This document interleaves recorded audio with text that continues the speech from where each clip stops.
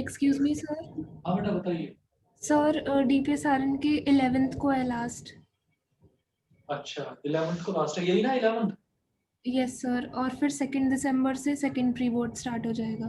अच्छा अच्छा, चलिए ठीक है। अनुभव डेट शीट भी नहीं पता है, बताया नहीं गया अभी तक।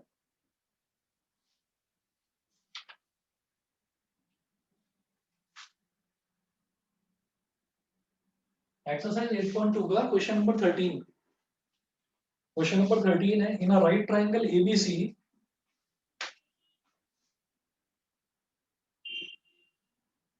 in a right triangle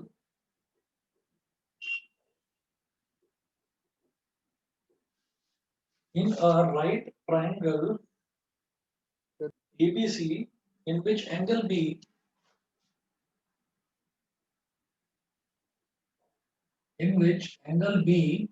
is equal to 90 degree. In a right triangle ABC in which angle B is equal to 90 degree, a circle is drawn with AB as diameter. A circle is drawn with AB. A circle is drawn with AB as diameter, intersecting the hypotenuse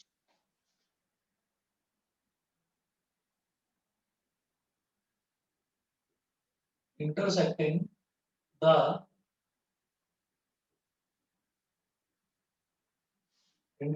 the hypotenuse AC at P, hypotenuse AC at P, full stop, to get the tangent to the circle.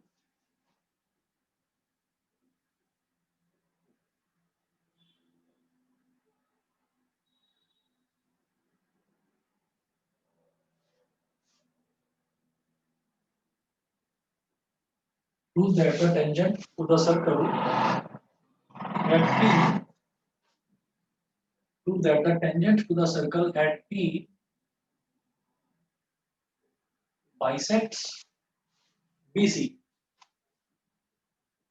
देखिए question में कोई figure नहीं दे रखी है, बस सीधा सीधा बताया in a right triangle ABC in which angle B is equal to 90 degree. एक राइट ट्राइंगल बनाना है एबीसी जहां पर एंगल बी 90 डिग्री के इक्वल है। एक तो ये, a circle is drawn with AB as diameter intersecting the hypotenuse AC at P। ठीक है, तो ये मेरे को एक सर्कल बनाना है, पहले तो एक ट्राइंगल बनाना है और फिर ट्राइंगल में मुझे AB को डायमीटर लेते हुए मुझे एक सर्कल ड्रॉ करना है। तो देखिएगा जो कंडीशंस क्वेश्चन में दे रखी हैं उसके हिसाब से फिगर किस तरीके से बना पाएंगे हम। एक मिनट देखिए बस। हाँ जी, ये है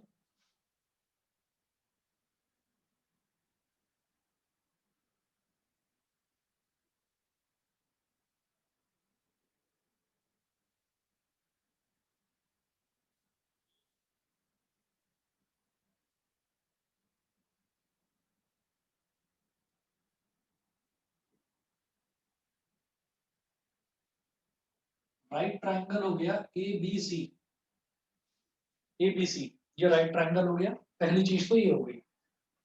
इन right triangle ABC in which angle B is equal to 90 degree, पहले तो मैंने राइट ट्राइंगल बना लिया। A circle is drawn with AB as diameter, AB को डायमीटर मानते हुए एक सर्कल बनाइए। एबी को डायमीटर मानते हुए, इस बी को थोड़ा नीचे लिख लेता हूँ यहाँ पर, एबी को डायमीटर मानते हुए एक सर्कल बनाइए।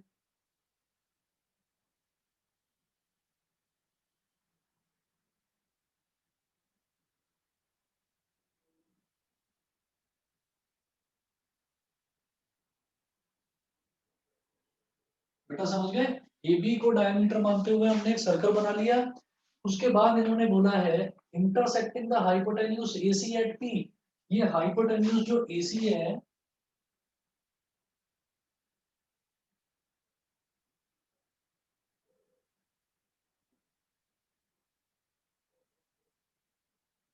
हाइपोटेन्यूज AC है, इसको पॉइंट P पर इंटरसेक्ट करता है, इस पॉइंट P पर intersecting the hypotenuse at point P, है ना।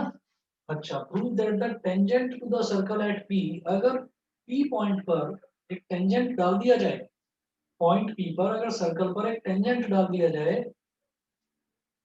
Prove that the tangent to the circle at P bisects BC. अच्छा ठीक है, पॉइंट पी पर अगर मैं एक टेंजेंट डाल दूं तो वो जो टेंजेंट है वो इस बीसी को बाइसेक्ट करेगा, ये चीज मुझे प्रूव करनी है, इस बीसी को बाइसेक्ट करेगा। कैसे करूं इसको मैं, पॉइंट पी पर एक टेंजेंट बना लेते हैं सबसे पहले, ठीक है। मैंने पॉइंट पी पर एक टेंजेंट बना लिया,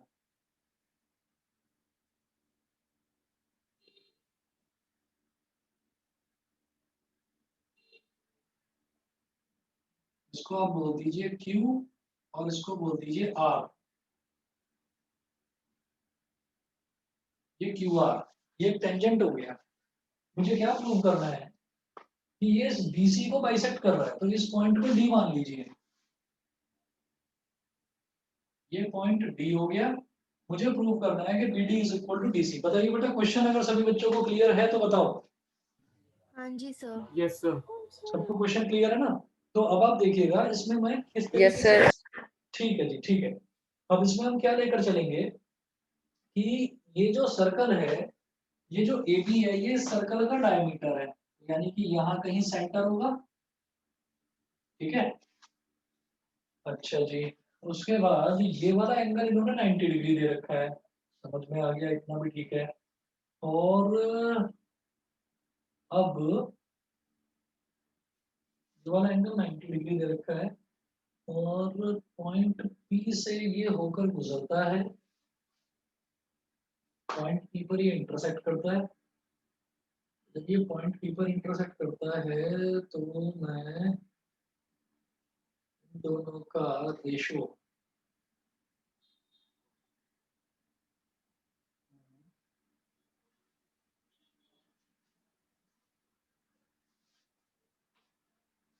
एक ट्रायंगल बनता है पीडीसी और एक ट्रायंगल बनता है एबीसी, ठीक है। दोनों में कोई एंगल कॉमन आ रहा है, अगर इसको इससे ज्वाइन करूं तो 90 डिग्री बन जाएगा, 90 डिग्री बनेगा यहाँ पर।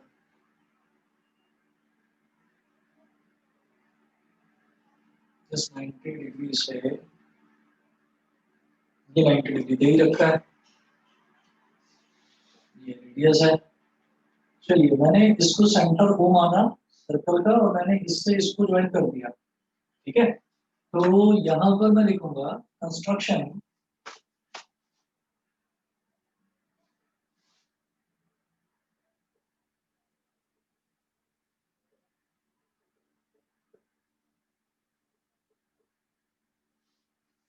कंस्ट्रक्शन बेटा, जिसको एक भी स्टेप समझ में ना आए ना प्लीज दोबारा पूछ लेना, क्वेश्चन अच्छा है। Construction join OP, join OP, जब मैंने ओपी को ज्वाइन कर दिया तो बेटा ये वाला जो एंगल है ना, ये वाला एंगल 90 डिग्री का बन जाएगा, ठीक है। Angle OPD, angle OPD is equal to 90 degree, और रीजन में आप क्या लिखेंगे, angle between the radius and tangent at the point of contact is 90 degree, ठीक है। इसको इक्वेशन नंबर 1 बोल दीजिए। ये वाला एंगल ऑलरेडी गिवन है, ये 90 डिग्री है, ये 90 डिग्री है, अच्छा ये हो गया। और इसके अलावा मैं क्या कह सकता हूँ, ये 90 डिग्री हो गया, ये 90 डिग्री हो गया, ठीक है। तो इसकी हेल्प से अगर मान लो मैं यहाँ इसको ज्वाइन करके और इस ट्रायंगल की बात करूँ, मैं इनको ट्रायंगल्स को शायद हम इनको कॉन्ग्रुएंट प्रूव कर सकते हैं, और कॉन्ग्रुएंट प्रूव करेंगे तो शायद ये इसके इक्वल आ जाएगा। ठीक है, ये इसके इक्वल हो गया, और इक्वल होने से क्या होगा, मेरा टारगेट है कि मुझे BD is equal to DC prove करना है। यहाँ तो लिख दीजिए पहले, इस तरफ यहाँ लिख देता हूँ 2 बेटा इतना जो मैंने करा है वो तो क्लियर है ना सभी को? हाँ जी यस सर। सर आप कौन से ट्रायंगल को कॉन्ग्रुएंट प्रूव कर रहे हो? अभी बताता हूँ, 1 मिनट सोच रहा हूँ अभी सिर्फ।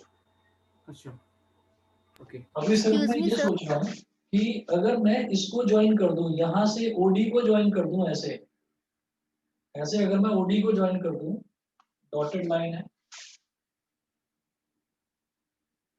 तो ये 90 डिग्री, ये 90 डिग्री, 90 डिग्री के सामने ये हाइपोटेन्यूज है, 90 डिग्री के सामने इस ट्रायंगल में ये हाइपोटेन्यूज है। ठीक है, और इसमें ये वाली साइड और इसमें ये वाली साइड, ये दोनों साइड्स जो हैं ये रेडियस हो गई, ये भी रेडियस है और ये भी रेडियस है। ठीक है, तो RHS से ये हमारा कॉन्ग्रुएंट हो जाएंगे, ये ट्रायंगल और ये ट्रायंगल। लेकिन कॉन्ग्रुएंसी से फायदा क्या होगा ये देख रहा हूँ बस मैं, कॉन्ग्रुएंसी से फायदा। Excuse me, sir. हाँ बेटा बताओ। सर हम B और P को ज्वाइन करके एक सेपरेट ट्रायंगल नहीं कर सकते? कौन सा, किसको, B और सर B और P को एक मतलब लाइन बना के हाँ, फिर हाँ, B हाँ, P D और PD BPD और PDC। अच्छा ये मैंने कर दिया, हाँ ये सर, बट उसमें कॉन्ग्रुएंसी का होगा नहीं ज्यादा। कॉन्फ्लुएंसी नहीं हो पाएगी ना। मैं बस एक चीज देखना चाह रहा हूँ कि ये दोनों अगर ये पैरेलल हो जाए। एक काम करते हैं, हमने ये कर लिया, एक बार करके देखता हूँ मैं, शायद बात बनेगी इससे।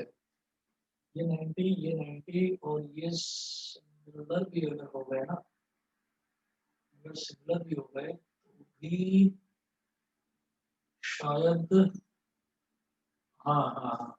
सुनिए जी सुनिए, पहले ये बता दीजिए यहाँ तक समझ में आ गया इतना? यहाँ तक सबको समझ में आ गया जितना अभी करवाया है? हाँ जी सर। है ना? अब आप एक काम करिए, आप यहाँ पर लिखिएगा कि ज्वाइन OD। अब आपने OD को ज्वाइन कर दिया, पहले देख लो समझ में आ जाएगा, वैसे ज्यादा मुश्किल नहीं। मैंने OD को ज्वाइन कर दिया। Now in triangle OBD, now in triangle OBD and triangle, एक ट्राइंगल OBD हो गया और एक ट्राइंगल लिखे बेटा OPD एंड ट्राइंगल OPD। ये दो ट्राइंगल्स में सबसे पहले मैं क्या बोलूंगा कि OB is equal to OP, OB is equal to OP। ये क्या है, radii of the same circle, radii of the same circle. ये हो गया बेटा, देखना मैं सिमिलर प्रूफ नहीं कर रहा हूं, मैं कॉन्ग्रुएंट प्रूफ कर रहा हूं। कॉन्ग्रुएंट में साइड्स का इक्वल होना जरूरी होता है, और दिखाई दे रहा है मेरे को कि ये OB है रेडियस और ये OP भी रेडियस है।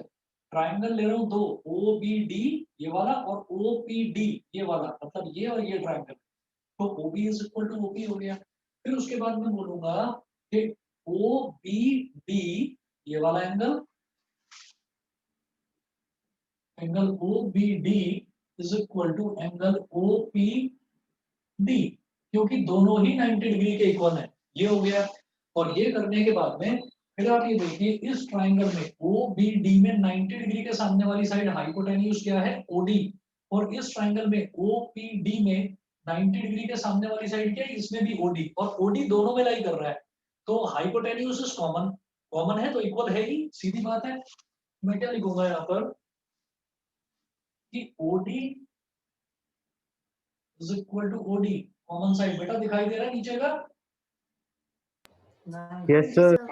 ठीक है ना? Yes sir. कॉमन साइड, ये कॉमन साइड हो गई। तो हमने क्या लिया, एक 90 डिग्री का एंगल हो गया, एक 90 डिग्री के सामने वाली साइड OD में देख रहा हूँ कि हाइपोटेन्यूज है। OD इस ट्राइंगल के लिए हाइपोटेन्यूज है और OD OPD के लिए भी हाइपोटेन्यूज है। तो हाइपोटेन्यूज आपका इक्वल, राइट एंगल आपका इक्वल, और एक तीसरी साइड इक्वल। तो क्या हो गया, therefore by RHS congruence criteria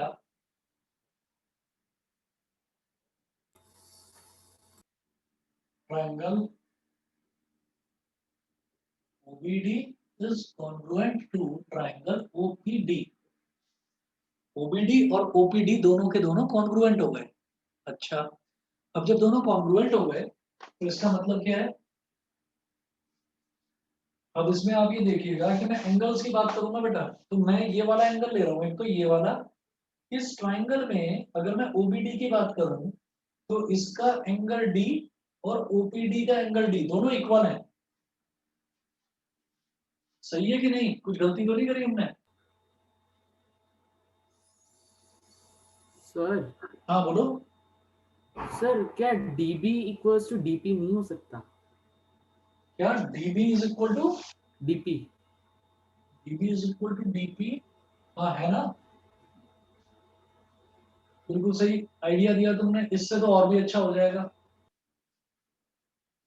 ये करने से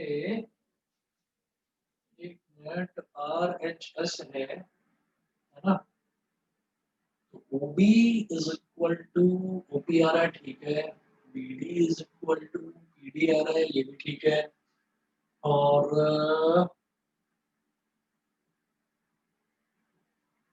BD is equal to PD आ रहा है, ठीक है। और OD is equal to OD आ रहा है, ठीक है। तो ट्रायंगल हमारा कॉन्ग्रुएंट हो गया और ये वाला एंगल इस वाले एंगल के इक्वल हो गया, ये वाला एंगल इस वाले एंगल के इक्वल हो गया। ये x है, y है, x y।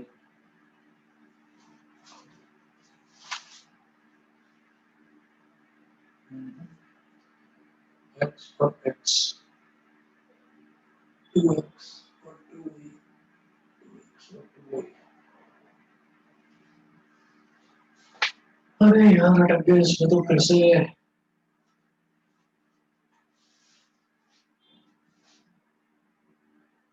मैंने सही तो करा ना, कॉन्ग्रुएंसी तो समझ में आ गई होगी। हाँ सर, कॉन्ग्रुएंसी समझ में आ गई।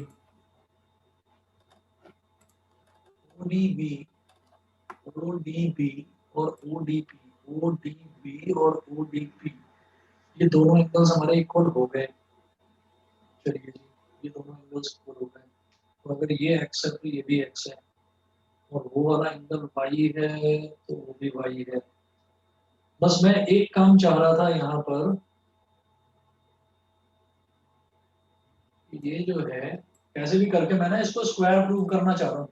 OPDB को मैं इसको स्क्वायर प्रूव करना चाह रहा हूँ। अगर आप समझ रहे होंगे तो मैं इसको स्क्वायर प्रूव करना चाह रहा हूँ। अगर ये स्क्वायर हो जाए ना प्रूव, तो स्क्वायर प्रूव होते ही मेरे पास ये वाला एंगल 90 डिग्री आ जाएगा, और ये 90 डिग्री आते ही फिर मैं ये बड़ा ट्राइंगल जो है ABC और ये जो छोटा ट्राइंगल है PDC, मैं इसको सिमिलर प्रूव करूंगा और उसमें 100% BD is equal to DC आ जाएगा। मैं ये करना चाह रहा हूँ। तो अगर किसी के दिमाग में कुछ आ रहा हो कि स्क्वायर किस तरह से प्रूव करेंगे, क्योंकि देखिए दो एंगल तो 90 डिग्री के आ गए, ठीक है।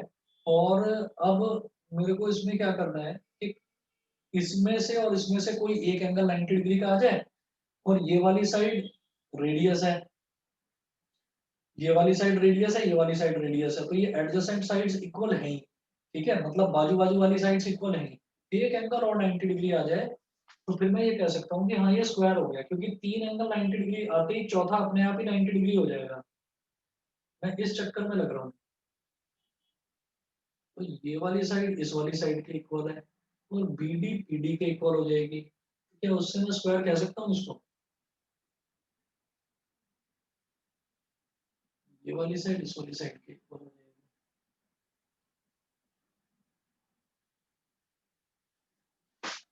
नहीं समझ रहे? मैं ये कह रहा हूँ कि हमारे पास ये एंगल 90 डिग्री है, ये एंगल 90 डिग्री है, ठीक है। तो ये वाली साइड OP और OP इक्वल है। तो अगर किसी भी क्वाड्रिलेटरल में अगर या तो कुछ पैरेलल हो जाए प्रूफ, तो कुछ पैरेलल हो जाए, और पैरेलल प्रूव नहीं हो पा रहा, पैरेलल के लिए ये वाला एंगल इस वाले एंगल के अगर इक्वल आ जाता ना तो हो जाता। और वो नहीं हो रहा है। Excuse me sir. हाँ जी बताइए। हाँ बोलो। सर अगर हम पॉइंट डी को एक एक्सटीरियर पॉइंट कंसीडर करें और बीडी और डीपी को मतलब टेंजेंट्स फ्रॉम सेम पॉइंट करें तो वो इक्वल हो सकते हैं क्या? हाँ ये 90 डिग्री दे रखा है, ये 90 डिग्री है ही, तो दोनों टेंजेंट है तो इक्वल हो गया। ये तो बहुत अच्छी बात तुमने बताई कि चलिए इससे तो दोनों टेंजेंट हो गए, ये दोनों इक्वल हो गए। ये दोनों इक्वल तो हो गए, ये दोनों तो इक्वल, चलो इससे भी हो रहे हैं कि B D is equal to P D आ रहा है मेरे पास, है ना। ये दोनों तो आ गए, ये तो समझ में आ रहा है मुझे, लेकिन इसमें जो है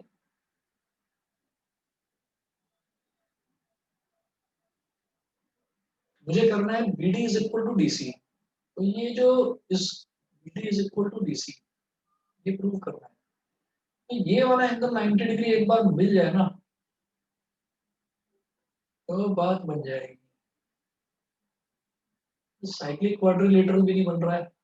साइक्लिक क्वाड्रिलेटरल मतलब उसके अंदर होता, पूरा का पूरा सर्कल के अंदर। क्या लगाए लॉजिक भाई बताओ। ये वाले क्वेश्चन आरडी के हैं जो सोचने पर मजबूर करते हैं, कैसे करें इसको। डीसी आ गया, दोनों एंगल इक्वल आ गए, हमारा ये वाला एंगल इसके एंगल के इक्वल आ जाएगा। मान लो चलो ये एक्स है, ये भी एक्स हो गया, ठीक है। और ये वाला एंगल वाई है तो ये भी वाई हो गया, ठीक है। डायमीटर की कोई प्रॉपर्टी लग रही हो,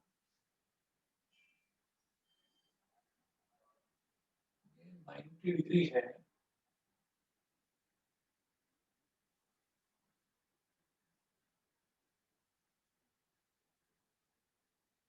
डायमीटर है, डायमीटर है और ये रेडियस है।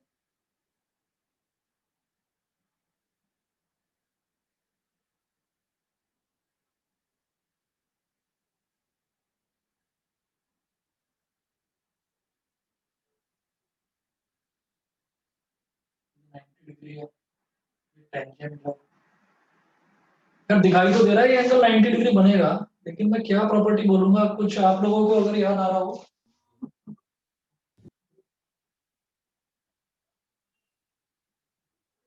ये डायमीटर, ये 90 डिग्री है रेडियस, ठीक है। ये रेडियस और इसमें टेंजेंट के बीच में 90 डिग्री का एंगल बन रहा है, और ये डायमीटर है, ये 90 डिग्री का एंगल बना रहा है, तो मैं इसको 90 डिग्री बोल सकता हूँ, लेकिन उस प्रॉपर्टी को क्या कहते हैं। इसको 90 डिग्री बोल तो सकता हूँ, लेकिन इस प्रॉपर्टी को क्या कहते हैं, कुछ है आइडिया। डायमीटर है बिल्कुल स्ट्रेट लाइन, ठीक है।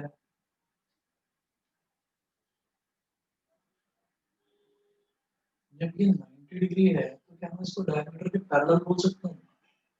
In a right triangle ABC in which angle B is equal to 90 degree, a circle is drawn with AB as diameter. A circle is drawn with AB as diameter, intersecting the hypotenuse AC at P. Prove that the tangent to the circle at P, tangent to the circle at P bisects BC. इस point पर मैंने tangent डाला, ये फिर मैंने radius join करा, मैंने radius join करा, ये 90 डिग्री है, 90 है, ये 90 है।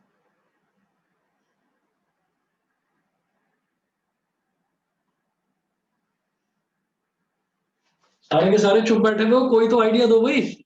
सर हम भी सोच रहे हैं। हाँ रुद्रांश, रुचिर, श्रीजा, यश, किसी के दिमाग में कोई आइडिया किसी ने करा ये। मैं अटक गया हूँ, मुझे ये नहीं समझ में आ रहा है कि मैं इसको 90 डिग्री कैसे प्रूव करूं। ये 90 डिग्री अगर मान लीजिए है तो मुझे एक चीज दिखाई देती है कि ये जो हमारा डायामीटर है, diameter is a straight line, और ये मैंने यहाँ से 90 डिग्री बनाया, या तो ये होता है कि ये जो टेंजेंट है ये इसके पैरेलल है। अगर टेंजेंट पैरेलल होता तो मैं इस एंगल को और इस एंगल को कोइंटीरियर एंगल्स बोल देता, फिर sum of co-interior angles is equal to 180 degree. तो ये 90 है तो ये 90 ही होगा, तो मैं ये बोल सकता था। और क्या करा जा सकता है? एक्सक्यूज मी सर, हाँ जी बेटा बताइए। सर Excuse एंगल me, इन अ sir. सेमी सर्कल नहीं कर सकते? देखो एंगल इन सेमी सर्कल अगर करेंगे ना, वो भी मेरे दिमाग में आया था कि मैं इसको यहाँ ज्वाइन करूंगा, बी को पी से ज्वाइन कर दूंगा तो ये 90 डिग्री बन जाएगा एंगल। वो 90 डिग्री बन जाएगा, उससे क्या होगा? उससे क्या होगा? ये एपी हो गया, ये सर LP हो गया। हाँ, सी को as a exterior point consider करके P C is equals to B D plus D C भी हो सकता है। ये नहीं हो सकता, ये नहीं हो सकता क्योंकि पता है क्या है कि यहाँ पर जो सी है ना, सी और पी मतलब सीपी जो है वो टेंजेंट नहीं है। सीबी को तो चलिए मान लेंगे कि सीबी तो टेंजेंट है, वो तो मान लिया, लेकिन सीपी टेंजेंट नहीं है क्योंकि उन्होंने बोला है कि सर्कल उसको इंटरसेक्ट कर रहा है। वो नहीं हो पाएगा। मुझे बेसिकली प्रूव यही करना है जो तुम बोल रहे हो, मुझे प्रूव यही करना है कि जो बीसी है वो बीडी का ट्वाइस है, मुझे प्रूव यही करना है। और सर एंगल पे 90 डिग्रीज है ना? क्या कह रहे हो? और सर एंगल पे 90 डिग्रीज है ना? ये वाला एंगल 90 डिग्री दे रखा है क्योंकि ये एबीसी राइट ट्रायंगल दे रखा है, इसकी कुछ प्रॉपर्टी है, AB square plus BC square. Excuse me हाँ जी बताइए। सर क्यू आर के ऊपर ओपी परपेंडिकुलर है तो ऐसे सिमिलरली एक मिनट क्यूआर क्यू आर के के ऊपर। ऊपर ओपी परपेंडिकुलर है बिकॉज पर- एंगल भी 90 है। हाँ तो ऐसे सिमिलरली करके हम ये नहीं कर सकते कि ए बी के ऊपर ओ परपेंडिकुलर है। वही मैं सोच रहा हूँ, पर ये पैरेलल तो नहीं होगी ना? नो सर सर लेकिन पहले अगर सर एक डाउट था सर मेरे को। हाँ सर अगर दोनों ऑपोजिट एंगल्स 90 डिग्री होते हैं तो सर स्क्वायर नहीं होता शायद फिगर? यार स्क्वायर सॉरी या रेक्टेंगल, स्क्वायर या रेक्टेंगल। नहीं, देखिए क्या होता है कि कोई भी अगर मेरे पास पैरेललोग्राम है ना, मेरे पास अगर कोई भी पैरेललोग्राम दे रखा है तो पैरेललोग्राम का अगर एक एंगल भी 90 डिग्री हो जाए, यहाँ तो दो मिल रहा है हमको, पैरेललोग्राम का एक एंगल भी 90 डिग्री हो जाए तो मैं उसको रेक्टेंगल बोल सकता हूँ। और रेक्टेंगल की अगर एडजेसेंट साइड्स यानी कि ओबी और ओपी अगर ये इक्वल हो जाए तो मैं उसको स्क्वायर बोल सकता हूँ। ये हमको प्रॉपर्टी पता है, लेकिन क्या है कि मुझे ये नहीं पता चल रहा है कि इसको मैं पैरेललोग्राम बोलूं या ना बोलूं। भाई ओ पी डी बी, इसको पैरेललोग्राम बोलने के लिए मेरे को ही लग रहा था कि मैं इन दोनों को कॉन्ग्रुएंट प्रूव करूंगा तो मेरा ये एंगल और ये एंगल इक्वल आ जाएगा, और फिर मैं कहूंगा ये ऑल्टरनेट इंटीरियर एंगल्स हैं, और ऑल्टरनेट इंटीरियर एंगल्स इक्वल हैं तो इसका मतलब हमारी ओपी और बीडी ये दोनों पैरेलल हैं। लेकिन क्या हो गया कि ये बाजू बाजू वाले एंगल इक्वल आ गए। अब मैं इस वजह से इसको पैरेललोग्राम नहीं बोल पा रहा, मेरा टारगेट यही था कि मैं इसको पहले पैरेललोग्राम प्रूव करूं। हाँ बताइए। सर बीपी को भी तो ट्रायंगल बना सकते हैं। दोबारा बोलो। बीपी। सर जैसे बीपी में साइड डाल दी तो सर ट्रायंगल बन गया बीपीसी। बीपीसी तो सर एंगल बीपीडी एंगल 1 और बीपीडी एंगल 2 और सर पीडीसी एंगल 3। सर ऐसे नेमिंग करके भी तो कर सकते हैं। अच्छा चलो एक तरीका अपनाते हैं दोबारा से, एक चीज वो देखते हैं जो तुम कह रहे हो, मैं इसको मिटा देता हूँ। पता है क्या है, इन्होंने टेंजेंट बोला है, टेंजेंट बोला है तो टेंजेंट पर पड़ने वाला एंगल 90 डिग्री है, वो जरूर यूज होगा यहाँ पर। Excuse me sir. वो जरूर यूज होगा। तो देखो चलो, मैंने ऐसे करा, ये 90 डिग्री था ये रखा है, अब मैंने इसको इससे ज्वाइन कर दिया, मैंने बी को पी से ज्वाइन कर दिया, तो बिल्कुल क्लियर है कि ये वाला एंगल 90 डिग्री होगा, ये वाला एंगल इतना 90 डिग्री होगा क्योंकि angle in semi circle is 90 degree. ठीक है, क्योंकि ये डायमीटर है तो डायमीटर के इधर आधा सर्कल ही बचा, तो आपने बी को भी पी से ज्वाइन कर दिया और ए को भी पी से ज्वाइन कर दिया, तो ये वाला एंगल 90 डिग्री होगा। अब जब ये वाला एंगल 90 डिग्री होगा तो फिर ये पूरा एंगल भी 90 डिग्री होगा, ये पूरा एंगल भी। ठीक है, और फिर अगर मैं इस ट्राइंगल और ये जो ट्राइंगल बना है बीपीसी, अगर मैं इन दोनों को कुछ कॉन्ग्रुएंट वगैरह देखूं करना। Excuse me sir. हाँ जी बताइए। सर अगर हम ओपी को ज्वाइन कर तो सर हम सर ओपी को भी ज्वाइन कर दें और फिर ओ डी को ज्वाइन कर दें सर जैसे पहले था। ओपी तो और सर ओडी। हाँ तो सर हम इसमें कह सकते हैं कि sir angle B is equal to angle P because both are 90 degrees, और sir O D is equal to O D and O P is equal to O B because नहीं रेडियस। नहीं नहीं नहीं, अगर मैं इसको ज्वाइन करूँ, चलिए मैं कर रहा हूँ ज्वाइन, दिमाग को हिला दिया क्वेश्चन ने। अगर मैं इसको इससे ज्वाइन कर दूं, देखिए ऐसे, अगर मैं ज्वाइन कर रहा हूँ ना तो बेटा ये 90 डिग्री नहीं है, फिर ये डिवाइड हो गया ये एंगल, फिर ये एंगल डिवाइड हो गया, ये बाइसेक्ट भी हो रहा है या नहीं ये भी नहीं पता। इसको इससे ज्वाइन करा, इसको इससे ज्वाइन करा, तो नहीं बात नहीं बन रही है। मेरे को एक चीज मैं सोच रहा हूँ कि अगर मान लीजिए ये मैं ले लेता हूँ ये वाला, चलिए ए पी बी है ना, या बी पी ए, तो एक तो ये 90 डिग्री हो गया, और बी पी सी एक ये 90 डिग्री हो गया। उसके अलावा चाहिए ये वाली साइड कॉमन होगी, है ना। उसके अलावा तो ये 90 डिग्री के सामने वाली साइड हाइपोटेन्यूज की डायमीटर पड़ रहा है, तो ये हमारा ए बी, और फिर ये बी सी, पर ए बी और बी सी और नहीं है, तो कुछ मिसिंग तो नहीं है क्वेश्चन में। एग्जाम्पलर का क्वेश्चन है यार, क्वेश्चन तो स्टैंडर्ड का है। Right triangle ABC in which angle B is equal to 90 degree, circle is drawn with AB as geometry.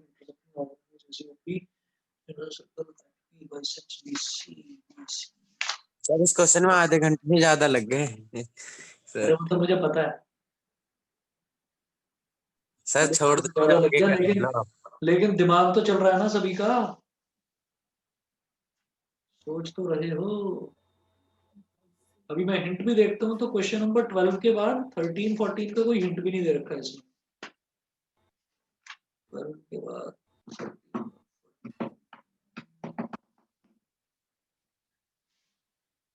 चलिए जी, सोचिएगा फिर इस क्वेश्चन को कैसे करना है, ठीक है। और बताना, और कौन सा डाउट बता रहे थे? Question number 16। क्वेश्चन नंबर 16 देखते हैं भाई। Prove that a tangent drawn at the midpoint of an arc of a circle is parallel to the chord joining the end points of the arc। मुझे लग रहा है ये भी टेढ़ा होगा क्वेश्चन, चलो देखते हैं एक बार। ये क्वेश्चन नंबर 13 सबके लिए होमवर्क है और मेरे लिए भी होमवर्क है, ट्राई करेंगे, देखते हैं इसका आंसर कैसे निकलता है। अच्छा, एक बार 16 देखते हैं।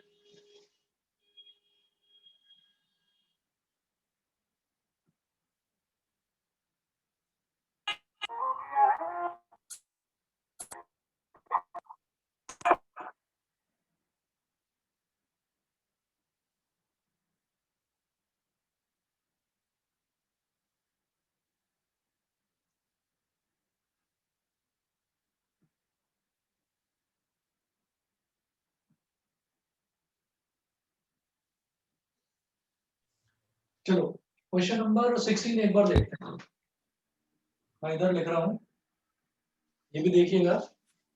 इसमें क्या है? Prove that the tangent drawn at the midpoint of an arc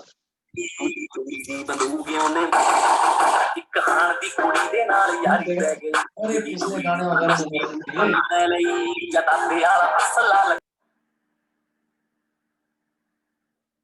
कौन बेवकूफ है ये? आ गया याद ने वे आज राती ओए ओए ओए डीजे दे पलोरी उत्ते खिलरे मूवी बनती सी खड़ा शरेआम हो गया। सर कृष्णा, मतलब कृष्णा कौन है? सर पता नहीं।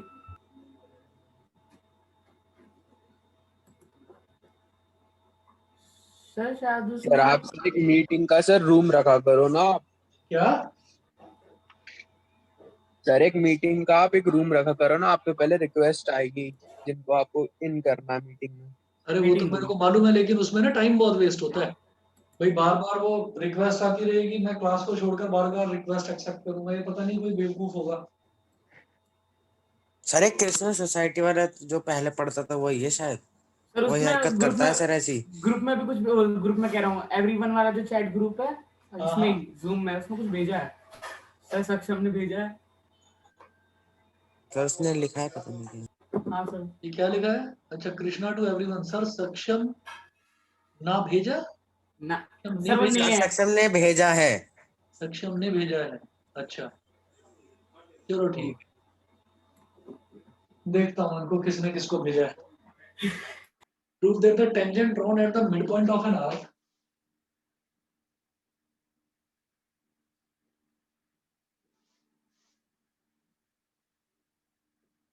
tangent drawn at the midpoint of an arc, prove that the tangent drawn at the midpoint of an arc of a circle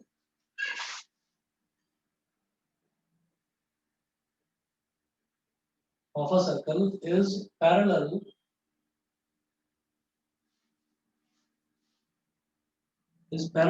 to the chord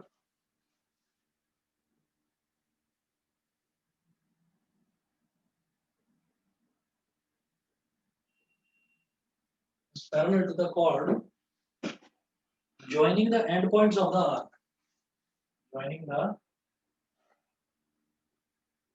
endpoints of the arc. Prove that the tangent drawn at the midpoint of an arc of a circle. Midpoint of an arc of a circle मतलब मैं एक circle बनाता हूँ और उसके circle का एक arc लेते हैं.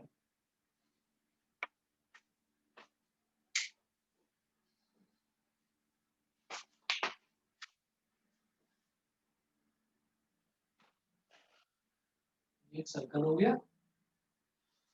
Tangent drawn at the midpoint of an arc of a circle. एक आर्क ले लिया, मान लीजिए ये P, मान लीजिए ये Q और PQ का मिड पॉइंट ले लिया बेटा यहाँ पर मैंने R. तो prove that the tangent drawn at the midpoint of an arc of a circle. मतलब इस सर्कल का एक आर्क ले लिया PQ और PQ का जो मिड पॉइंट है उस मिड पॉइंट पर PQ के मिड पॉइंट पर PQ जो आर्क है उसका मिड पॉइंट है R. वहां पर हमने टेंजेंट ड्रॉ कर दिया. अच्छा, drawn at the midpoint of an arc of a circle is parallel to the chord joining the endpoints of the arc. Arc के एंड पॉइंट्स को अगर ज्वाइन कर दें, आर्क के अगर एंड पॉइंट्स को हम ज्वाइन कर दें, ये PQ मैंने ज्वाइन कर दिया, ठीक है. तो ये जो PQ है ये इस टेंजेंट के पैरेलल होगा. ये चीज प्रूव करनी है, ठीक है. अब देखिएगा इसको किस तरीके से हम प्रूव कर सकते हैं कि सबसे पहले देखो कि यहाँ पर मैंने सर्कल का सेंटर बना दिया और सेंटर से मैं इस पर परपेंडिकुलर ड्रॉ करूंगा.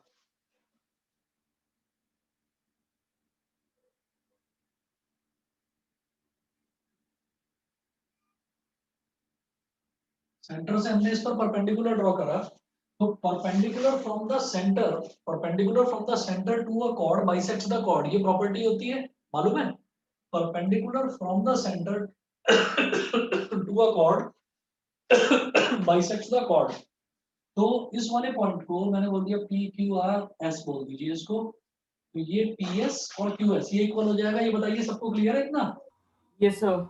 अच्छा, क्वेश्चन समझ में आ गया? ये बता दो. आस्था, भव्या, दीप्तांशी, बताइए क्वेश्चन समझ में आ गया? Yes sir. Yes sir. चलिए, तो अब मैंने क्या करा, मैंने सेंटर से एक परपेंडिकुलर ड्रॉप करा. तो वो जो परपेंडिकुलर है वो कॉर्ड को बाइसेक्ट करेगा. ये PS हो गया और PS is equal to QS हो गया. अब इसके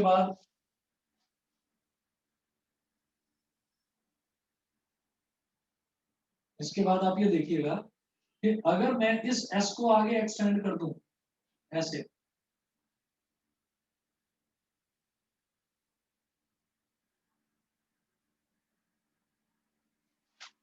अगर मैं इसको ऐसे आगे एक्सटेंड कर दूं तो आगे एक्सटेंड करने पर ये जो है ये भी तो 90 डिग्री बनेगा.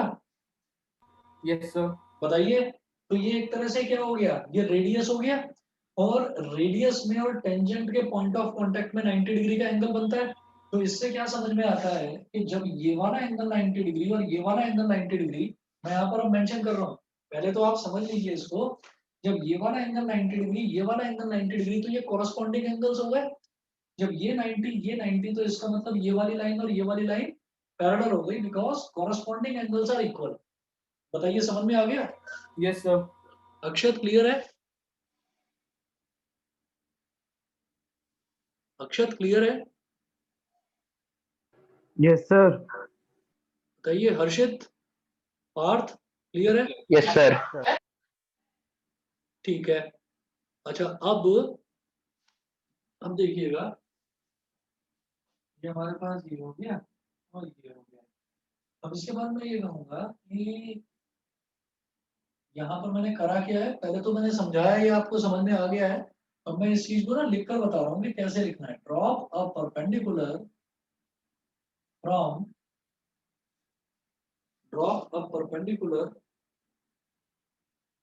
मिड पॉइंट है ये इसका आपका, हमने कहा कि जब ये मिड पॉइंट है ना आपका, तो ये P R arc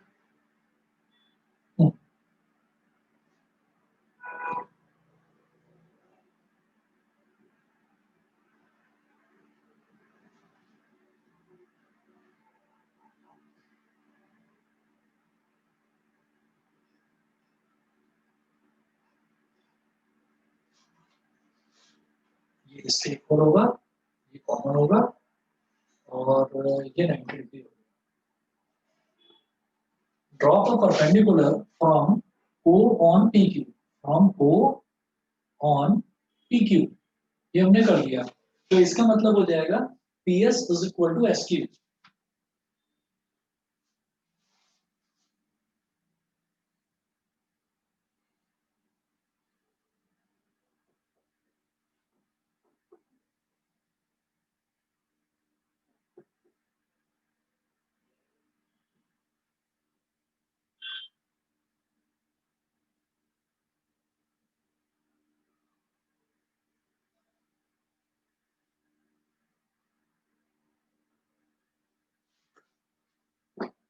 drop a perpendicular from O on PQ, मैंने O से PQ पर एक परपेंडिकुलर ड्रॉप कर दिया, तो हम ये कहेंगे कि PS is equal to SQ।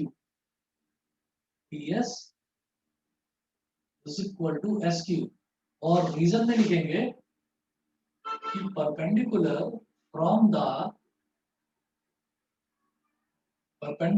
From the centre of a circle to a chord bisects the chord.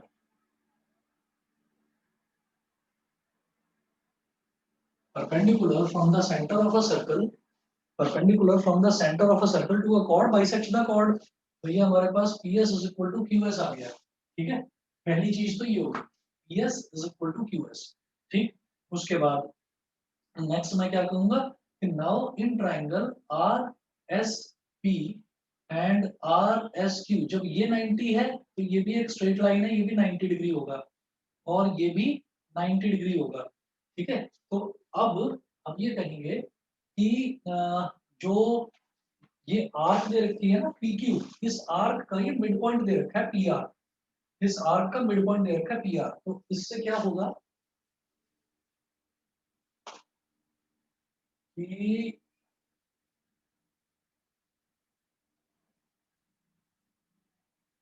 PR arc is equal to QR arc। Arc के लिए ना बेटा ऐसा लिखते हैं, जैसे मतलब P से लेकर R तक की आर्क है ना, तो PR लिखकर उसके ऊपर ऐसे कर्व बना देंगे।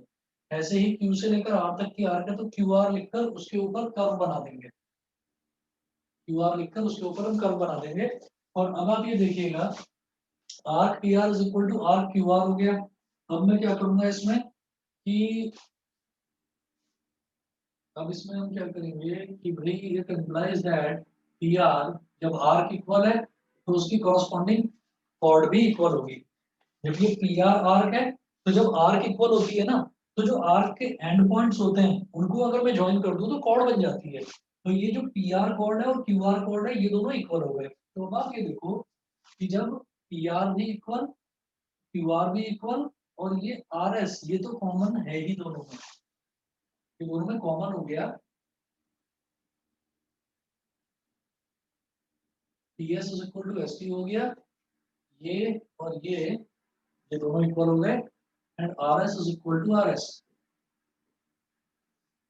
It implies that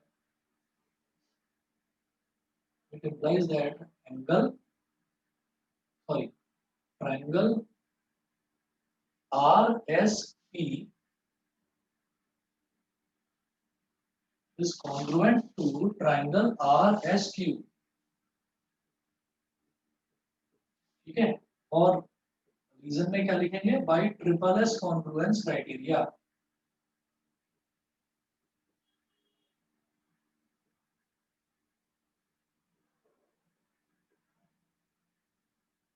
bye triple S congruence criteria RSP is, ये दोनों के दोनों ट्राइंगल हमारे कॉन्ग्रुएंट हो गए। अच्छा, इनके कॉन्ग्रुएंट होने से मुझे फायदा क्या होगा कि ओके हमारा एंगल्स कोरस्पॉन्डिंग इक्वल आ जाएंगे और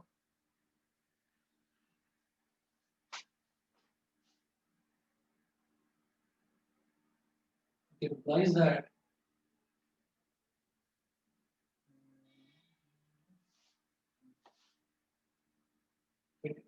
that angle OSP is equal to 90 degree. मैंने 90 डिग्री वाला फंडा यहाँ पर यूज करा ही नहीं, और ये एक स्ट्रेट लाइन है जो इसी से ज्वाइन हो रही है, मैंने वो भी नहीं जानता, इसको छोड़ोगे आप ऐसे लिखेंगे यहाँ पर कि angle RSP is equal to angle RSQ, angle RSP is equal to angle RSQ is equal to 90 degree. ये हो गया RSP is equal to RSQ is equal to 90 degree, ये हो गया। तो ये समझ में आया ये दोनों 90 डिग्री कैसे हो गए? Yes sir. देखो ऐसा है, मुझे ना एक चीज प्रूव करनी है जो शायद आप लोग अभी दिमाग नहीं लगा रहे होंगे उस चीज पर। देखो मैंने ना O से लेकर और इस पर RQ पर, मैंने O से RQ पर एक परपेंडिकुलर ड्रॉप करा, तो परपेंडिकुलर ड्रॉप करने से क्या हुआ, ये 90 डिग्री है, ये 90 डिग्री है, ये तो क्लियर हो गया। ठीक, अब मैं एक लाइन में सिर्फ ये कह सकता था कि OS को आगे एक्सटेंड करेंगे तो वही रेडियस कहलाएगा। ठीक है, तो लेकिन क्या ये बात सही है कि आप जिस परपेंडिकुलर लाइन को आगे एक्सटेंड कर रहे हैं वही रेडियस बन जाए और वो इस पॉइंट ऑफ कांटेक्ट पर ही आए? तो हम इस चीज को प्रूव करना चाहते हैं कि OS और SR ये दोनों के दोनों एक सेम स्ट्रेट लाइन पर, मतलब जो OS और SR है ये दोनों की दोनों सेम स्ट्रेट लाइन है, मैं ये चीज प्रूव करना चाहता हूँ। तो ये चीज कैसे प्रूव होगी? ये चीज बेटा ऐसे प्रूव होगी कि मुझे मालूम है कि PQ तो एक स्ट्रेट लाइन है, तो ये 90 डिग्री एंगल है तो ये भी 90 डिग्री होगा बाई लीनियर पे, ये तो मैं जानता हूँ। लेकिन अगर OS और SR ये दोनों के दोनों एक सेम स्ट्रेट लाइन है तो ये वाला एंगल भी 90 डिग्री आना चाहिए। ठीक है ना, मैं खुद से अज्यूम नहीं कर सकता कि OS और SR एक सेम स्ट्रेट लाइन है and this is acting like radius, मैं खुद से अज्यूम नहीं कर सकता। तो मैं इसमें क्या करूंगा, आप ये देखिएगा, इसमें हम एक काम करेंगे कि जब हमने ये कहा कि एंगल RSP और एंगल RSQ ये इक्वल हो गए, ठीक है, तो इसको मैं क्या बोलूंगा, एंगल RSP इक्वल हो गए इज इक्वल टू x, ये आपने मान लिया। और आप ये जानते हैं, आपको ये तो नहीं पता कि ये एक स्ट्रेट लाइन है, लेकिन आप ये जानते हैं कि ये एक स्ट्रेट लाइन जरूर है, और ये वाला एंगल, ये वाला एंगल और ये वाला एंगल ये दोनों इक्वल आ गए, तो आपने इसको भी x मान लिया और इसको भी x मान लिया, तो क्या होगा, angle RSP plus angle RSQ is equal to 180 degree. ये क्या हो गया, लीनियर पेयर, ये हो गया लीनियर पेयर। ठीक है, और एंगल RSP ये भी x है और RSQ ये भी x है, इज इक्वल टू 180 डिग्री, तो 2x is equal to 180 degree, तो 290 ये हो गया, मतलब x is equal to 90 degree. ठीक है, ये वाला एंगल भी 90 आ गया, ये वाला एंगल भी 90 आ गया, दोनों एंगल 90 डिग्री आ गए। सर हाँ जी बताइए। सर बाकी सब समझ में आ गया, लेकिन ये समझ नहीं आया आपने angle RSP equals to RSQ equals to XQ लिया। इज इक्वल टू एक्स क्यों लिया? देखो ऐसा है कि RSP और RSQ इक्वल है, ये तो समझ में आ गया होगा, बाई CPCT हो गया, यस सर। है ना। अब मैंने इन दोनों, जब ये दोनों एंगल इक्वल हैं तो मैंने दोनों को x ले लिया कि भाई ये भी x है, ये भी x है। दोनों एंगल इक्वल होने का मतलब ये नहीं है कि दोनों 90 डिग्री हैं। दोनों एंगल इक्वल हैं तो ऐसा भी तो हो सकता है 60 डिग्री हो, 70 डिग्री हो। तो मैं तभी के तभी ये भी कह रहा हूँ कि दोनों जो एंगल हैं, ये वाला इधर और ये वाला इधर, ये एक सेम स्ट्रेट लाइन PQ पर लाई कर रहा है। PQ is a same straight line. तो लाइन पर, सेम स्ट्रेट लाइन पर पड़ने वाले जो एंगल्स होते हैं ना, उन्हीं से लीनियर पेयर बनता है। पेयर मतलब जोड़ा, एंगल्स का जोड़ा। तो इस वजह से मैंने दोनों जब सेम थे तो इसको भी x माना, इसको भी x माना, और PQ is a straight line, तो x प्लस x 180 डिग्री होगा। 180 डिग्री हो गया तो x is equal to 90 degree, यानी कि ये भी 90 और ये भी 90।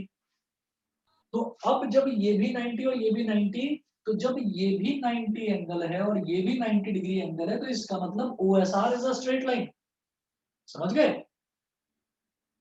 क्योंकि अब ये भी 90 और ये भी 90, यानी कि OSR is a straight line, मतलब ये वाला एंगल और ये वाला एंगल 90 90 है, मतलब ये लीनियर पेयर बना रहे हैं। दोनों का सम 180 डिग्री हो गया। 180 डिग्री हो गया तो OSR is a straight line. OSR is a straight line, तो इसका मतलब क्या है कि OSR क्या है? जो सेंटर से और सर्कल के किसी भी पॉइंट को टच करे उसको रेडियस बोलते हैं। और R पर क्या है? R पर टेंजेंट पड़ा हुआ है, तो रेडियस में और टेंजेंट के बीच में 90 डिग्री एंगल बन रहा है, तो हो गई ना ये वाली लाइन और ये वाली लाइन पैरेलल। ओके, समझ रहे हैं? Yes sir. क्वेश्चन जो है, क्वेश्चन में आप खुद से नहीं कह सकते कि OS और SR ये दोनों सेम स्ट्रेट लाइन है। हमने पहले ये देखा कि इन्होंने बोला mid point of the arc. देखिए स्टैंडर्ड के क्वेश्चन है, ये वाले स्टैंडर्ड के क्वेश्चन है। इसमें दे रखा था कि PR आर्क और RQ आर्क ये दोनों इक्वल हैं। जब आर्क इक्वल होती है तो उनकी कॉरस्पॉन्डिंग कॉर्ड्स भी इक्वल होती है। तो ये वाली कॉर्ड इसके इक्वल, RS और RS सेम स्ट्रेट लाइन। ठीक, तो सवाल ये उठता है कि OS और SR जो लाइन है ये दोनों सेम स्ट्रेट लाइन है नहीं, बस वो चीज प्रूव करनी थी। तो मैंने इस ट्रायंगल और इस ट्रायंगल को कॉन्ग्रुएंट प्रूव करा।